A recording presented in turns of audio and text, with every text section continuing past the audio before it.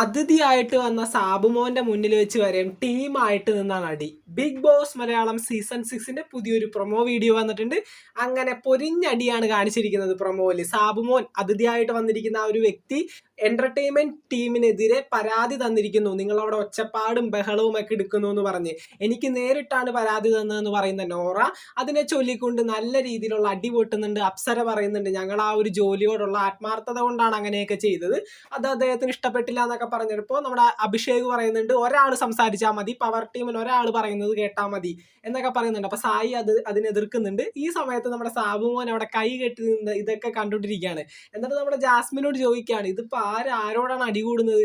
അപ്പൊ തന്നെ നമ്മുടെ ജാസ്മിൻ അത് മറ്റേ എന്റർടൈൻമെന്റ് ടീം അവരുടെ മുതലാളിമാരായിട്ട് അടികൂടുകയാണ് എന്നൊക്കെ പറയുന്നുണ്ട്. അവിടെ വന്നിട്ട് നമ്മുടെ ഋഷി എന്താണ് കാണിച്ചു കൂട്ടുന്നത്, ടേബിളുമേക്ക് അടിച്ചു പൊട്ടിച്ചുകൊണ്ട് നീ നോറുടെ അടുത്ത് ഉണ്ടാക്കാൻ അപ്സര, നീ എൻ്റെ അടുത്തോട്ട് ഉണ്ടാക്കാൻ വരണ്ട, നന്ദനോടും കൂടിയാണ് പറയുന്നത്, നിങ്ങൾ എല്ലാവരും എൻ്റെ അടുത്തോട്ട് ഉണ്ടാക്കാൻ വരണ്ട, നോറയോട് പറയാനുള്ള കാര്യം അവളോട് പറയണം, ഒരുമാതിരി തോന്നിവാസം കാണിക്കുന്ന അപ്സര എന്നൊക്കെ പറയുന്നുണ്ട്. ഒരുപാട് ഒച്ചെടുക്കുന്നുണ്ട് ഇന്ന് ഋഷി.